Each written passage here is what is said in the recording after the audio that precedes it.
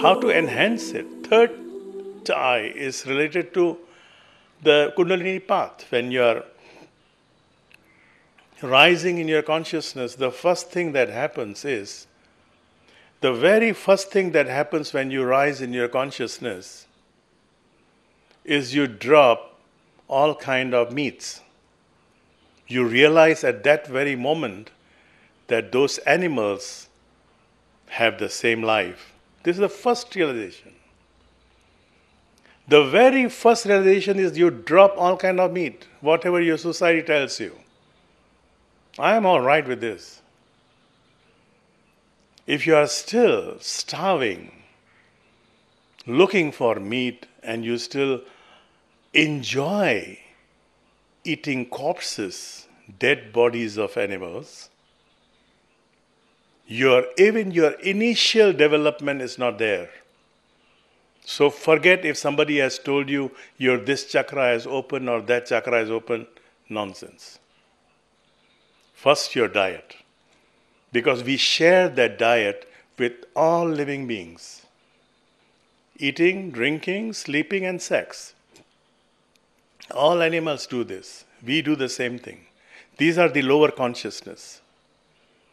We can have this kind of human body, and we can stay in the lower consciousness for many lifetimes, life after life, not just one lifetime.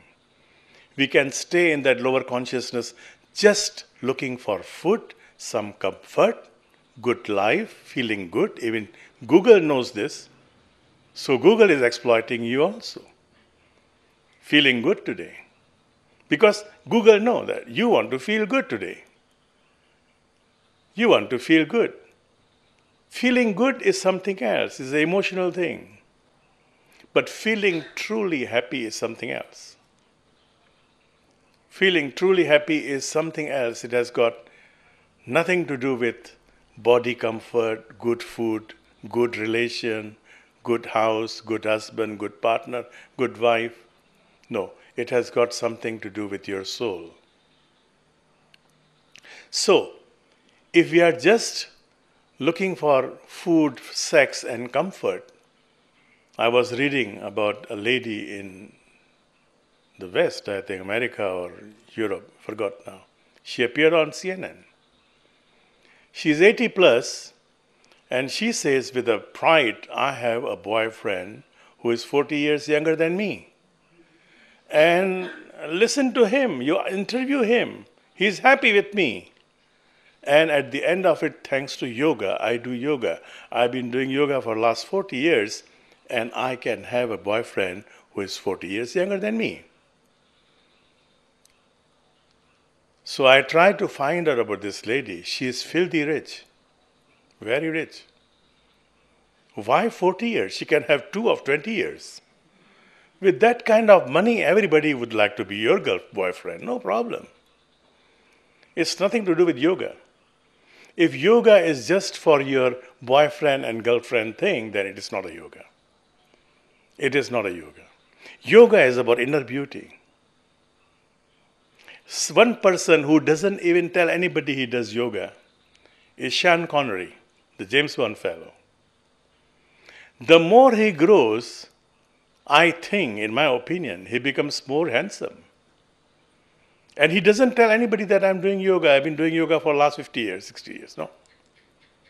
He doesn't propagate, he doesn't promote, he doesn't do anything. It's the inner peace that brings the beauty outside. And the third eye is something to do with your wisdom. With your wisdom. How to look at things from the wisdom point of view. So many things are happening. We are reading so many disturbing news. We are reading so many good news also.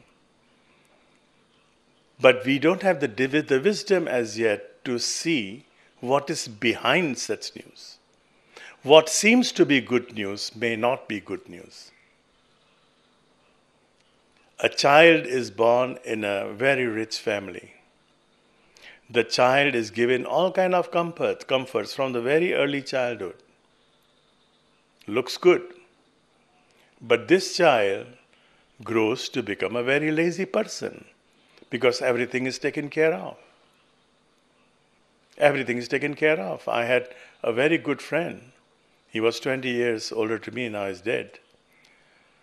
But he was a very good friend, and he was a self-made man in Singapore. He used to have a very small store in Singapore.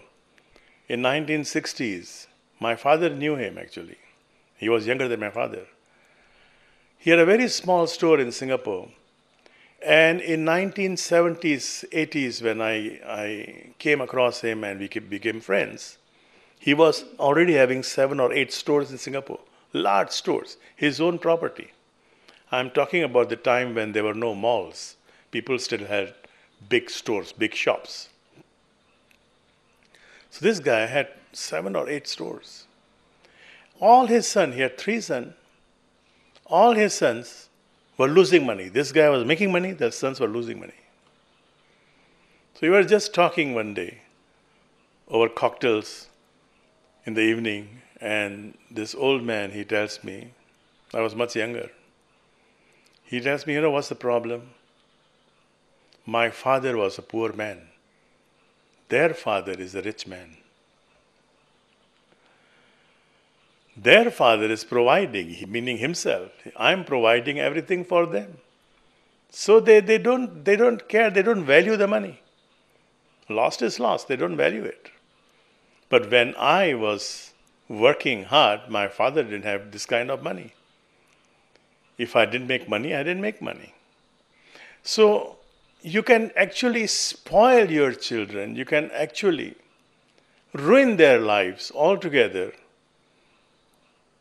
by providing for them everything which looks good, but it is not good. And I have seen this phenomenon. People who are self-made, when they have children, they tend to spoil their children because they are feeling guilty. When we were young, we didn't have all these comforts, all these facilities. So let me provide all these facilities for my children. But actually, they are spoiling their kids, ruining their lives.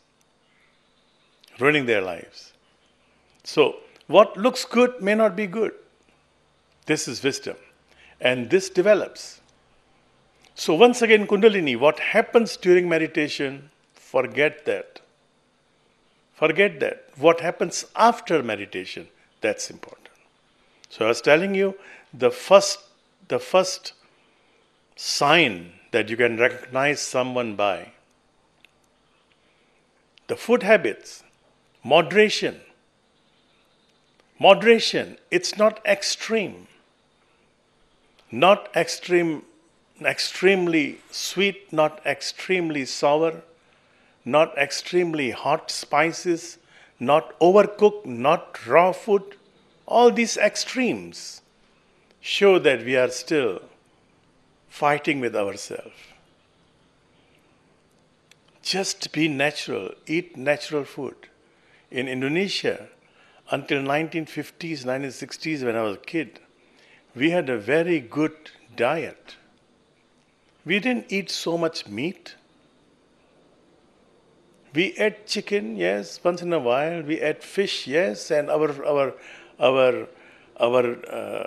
vegetables were either sauteed, tumis, sauteed, or just very loosely fried, not deeply fried.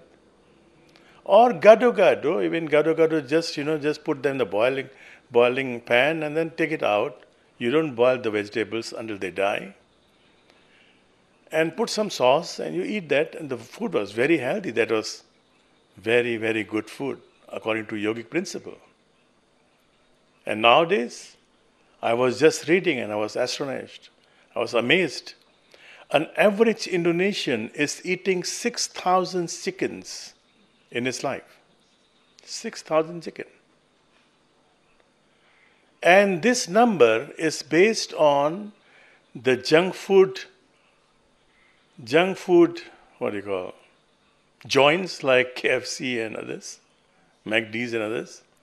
And more than that, the major consumer of chicken, you'll be surprised if you have seen, maybe in Bali you don't have so many, but in Jakarta and other islands, Restaurant Padang, the Padang restaurant, they are the major consumer of all meats, more than KFC and everything. 6,000 chicken. You start eating from day one of your birth. If you are living 70 years, that means from day one of your birth until 70th year, until you die, you are eating something like 100 chicken every year. 100 chicken. To eat 100 chicken means every third day you are eating one chicken. Makes sense? When you go to KFC, you buy this family pack, which is supposed to be for family, but sometimes only two of you eat. So all these things, if you see what is happening in this world, the number of junk food joints, the malls full of food courts, this shows that Kundalini has not worked as yet.